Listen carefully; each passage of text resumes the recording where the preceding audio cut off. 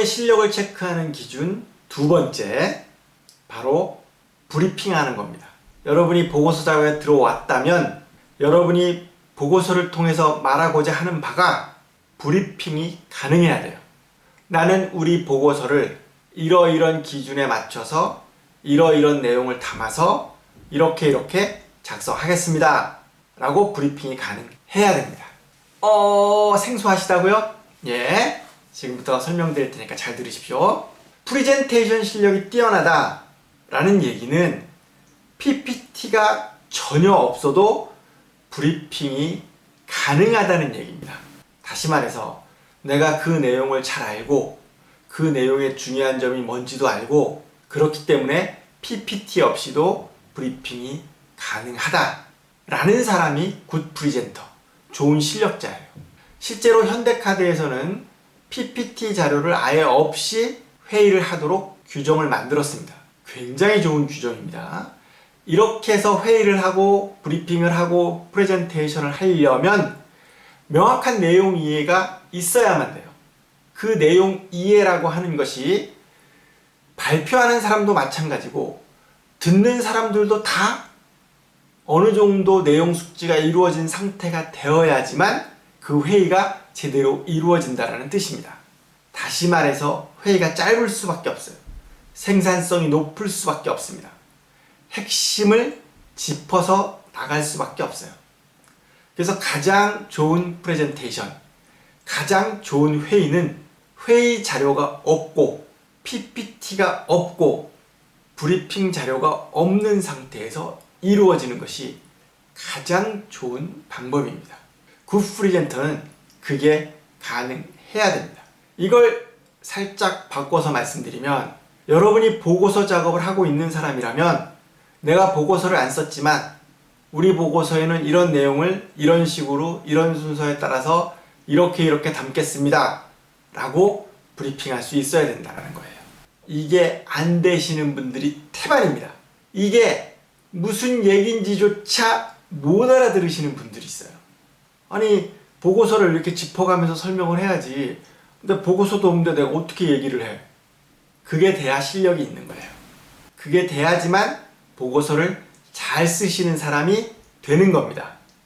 세 번째 기준, 스토리텔링이 제대로 잘 이루어져야 됩니다. 보고서 안에 스토리가 들어가 있어야 돼요.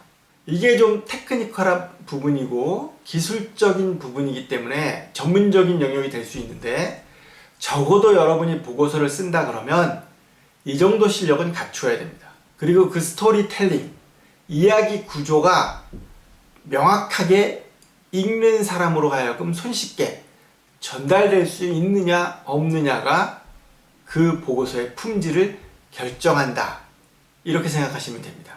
이 세 가지 기준이 내가 보고서를 잘 쓰는 사람인가 아닌가를 결정하는 기준이라고 생각하시면 됩니다. 이 기준에 맞춰서 여러분의 점수를 한번 매겨보십시오. 내가 보고서를 얼마나 빨리 쓰는가, 내가 보고서의 내용을 숙지하고 아니면 보고서의 내용을 제대로 잘 알고 만들고 보고서 안에 담아낼 수 있는 역량이 있다는 사실을 그 내용 브리핑을 통해서 할 수 있는가, 그리고 내가 말하려고 하고자 하는 내용이 스토리텔링이 되느냐라는 겁니다. 이 세 가지 기준을 맞추어 보시면 여러분의 PPT 실력을 아주 손쉽게 점검하실 수 있습니다. 대부분 10년, 20년 하신 분들도 기준에 못 미치는 경우가 많습니다. 그래서 보고서 갖다 주면 뭐 이거 틀렸고 이건 이렇게 바꾸고 요건 이렇게 레이아웃 잡고 이런 거 하지만 통째로 줬을 때 제대로 만지작거리지 못하시는 분들이 굉장히 많아요. 그래서 좋은 보고서를 쓰기가 어려운 겁니다. 보고서를 쓰는데 가장 중요한 기준이 뭐다? 여러분이 알고 있는 기준과 틀립니다. 속도예요. 속도. 보고서를 얼마만큼 빨리 쓰느냐, 이게 가장 기본적이면서도 중요한 과정입니다. 여러분이 작업하시는 속도를 한번 체크해 보십시오. 300페이지 보고서 이런 건 정말 순식간에 써야 됩니다. 과연 그런 실력을 갖추었는지 확인하시기 바랍니다. 다음 3장 PPT 트레이닝에서 대부분의 보고서 잘 쓰실 수 있도록 해드리는 내용을 담았습니다. 첫 번째 PPT 디자인에서 주의할 점, 두 번째 글과 그림, 세 번째 PPT 디자인 요소의 중요도 및 작업 순서, 네 번째 크세 강세, 다섯 번째 PPT와 보고서를 잘 만드는 법, 삼위일체, 여섯 번째 PPT 작업할 때 주의사항에서 이미 다 설명드린 내용입니다. 현장에서 이 내용들이 어떻게 적용될 것이냐, 이게 이제 가장 중요한 포인트죠. 많은 분들이 이 부분을 잘 생각하지 않으세요. 대부분 팀을 짜서 스토리텔링 할 때 많은 분들이 너는 보고서 팀으로 가서 보고서 써, 이렇게 가서 그냥 기계적으로 보고서 작업을 하다 보니 제대로 잘 생산적이면서 창의적으로 일하는 경우가 드뭅니다. 보고서를 작업하실 때 이 6가지 기본적인 내용 정도는 다 알고 계셔야 되고, 왜 그런지도 알고 있어야 좋은 보고서를 쓸 수 있는 기본에 해당하는 부분을 갖게 되는 겁니다. 보고서 잘 쓰려면 좀 문장력도 있고 논리력도 있고 뭐 사고의 깊이도 있고 이런 게 있어야 되지 않습니까? 라고 생각하시는 분이 있는데, 그 기준은 80점 이상 하이 클래스 레벨에서 작업의 난이도가 올라갈 때 해당하는 부분이고, 나머지 경우는 대부분 다 80점 정도의 보고서를 쓸 때는 그냥 기본적으로 이런 정도의 소양과 앞서 말씀드린 기준을 충족시킬 수 있으면 다 작성이 가능합니다.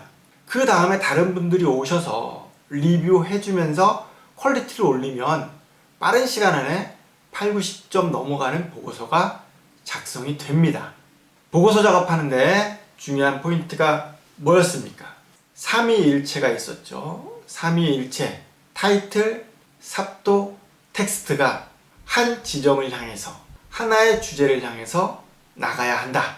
타이틀만 읽어도 내용을 알 수 있고, 삽도만 봐도 뭘 말하는지 알 수 있고, 텍스트를 봐서 정확하게 내용을 알 수 있어야 한다. 각각 떨어져 있어도 기능을 하고, 합치면 시너지 효과를 갖도록 보고서 내용이 짜여지는 것이 삼위일체입니다. 이 사실이 뭔지를 모르시면 좋은 보고서를 쓰는 것은 어렵습니다. 여러분이 생각하시는 것처럼 알기 쉬운 보고서, 이런 개념이 아니라 보고서를 읽고 난 사람이 그 보고서를 통해서 빠른 시간 안에 내용을 각인하고 세뇌될 수 있도록 만드는 것이 굉장히 중요하기 때문에 그렇습니다. 따라서 여러분은 그런 점에 기준을 맞추어서 작업이 이루어져야 돼요. 그냥 시중에 있는 보고서 카피하고 여기저기 짜집기 하고 이렇게 해서 만들어진 보고서도 편집 잘 하시면 좋을 수 있어요. 하지만 타사를 이기는, 상대방을 이기는 보고서를 쓰시려면 여기에 플러스 알파가 있어야 됩니다. 좀 더 창의적이고, 좀 더 공격적이면서 좀 더 내용 전달이 잘 되는 그런 보고서 작업이 이루어져야 합니다. 오늘은 보고서 잘 쓰는 법 첫 번째 시간으로 보고서를 쓰는 여러분의 실력을 측정하는 방법에 대해서 설명드렸습니다.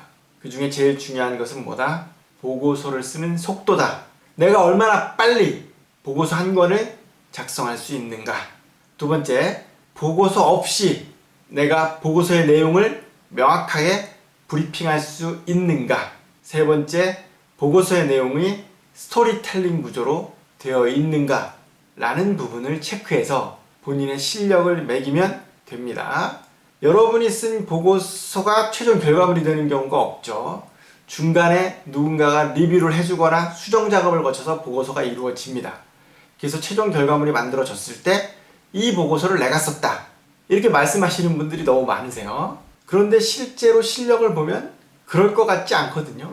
누군가의 리뷰와 수정사항을 거쳐서 만들어진 보고서는 여러분만의 실력이 아닙니다. 온전히 여러분만의 실력으로 보고서를 썼을 때 나의 점수가 어느 정도 되는지 한번 체크해 보시기 바랍니다. 그리고 내가 보고서를 쓸 때 앞서 말한 3장 PPT 트레이닝에 주어진 6가지 주제를 얼마나 잘 수용해서 내용을 파악해 가지고 반영해서 작성을 하고 있는지를 체크해 보시면, 아, 내가 보고서를 잘 쓰는 사람이구나, 내가 보고서를 그저 그렇게 쓰는 사람이구나, 내가 보고서를 전혀 못 쓰는 사람이구나 하는 부분을 정확하게 아실 수 있습니다. 지금까지 강병효 작가였습니다. 다음 시간에 다시 보고서 관련된 내용으로 찾아뵙겠습니다. 감사합니다. 많은 분들이 질문이 있어서 간단하게 설명드립니다. 제가 어디 가서 PT를 해야 되는데 프레젠테이션 준비 어떻게 하면 됩니까? 라고 물어보시는 분들이 많으세요. 가장 좋은 방법은 PPT 없이 발표하는 겁니다. 제가 이렇게 말씀드리면 너무 무성해 보이지 않나요? 이렇게 생각하시는데 프레젠터, 즉 발표하시는 분의 역량이 아주 뛰어나다면 굳이 PPT를 만드실 필요가 없습니다. 자기가 정해진 시간 동안 브리핑할 때 PPT에 의존하지 않고 발표할 수 있으신 분은 그냥 그대로 발표하시는 것도 괜찮습니다. 전략적인 부분, 또 어떤 목표를 가지고 있느냐에 따라서 조금씩 달라지겠지만 내가 발표 능력이 뛰어나다면 굳이 화려한 PPT나 주목받는 PPT로 듣는 사람들의 이목을 분산시킬 필요가 없습니다. 제일 안 좋은 브리핑은 프레젠테이션이 끝났을 때 PPT 디자인이 정말 뛰어나다, PPT가 너무 멋있다, 이런 식의 답변이 돌아오는 경우예요. 여러분이 PPT를 팔러 간 게 아니라면, 여러분 자신과 내용을 팔러 간 것이라면 화려한 PPT는 독이 될 가능성이 많습니다. 그냥 하얀 바탕에 까만 글씨로 한 줄씩 넣어서 본인의 발표에, 본인의 프레젠테이션에 도움이 될 수 있을 정도만 준비해서 가시는 것도 좋은 방법입니다. 아니면 까만색 바탕에 흰 글씨를 넣어가거나 두 가지를 섞어서 가시거나 이렇게 간략하게 프레젠테이션을 준비하시는 것이 제일 좋은 방법입니다. 단, 이 경우에는 프레젠터가 역량을 갖추어야 되겠죠.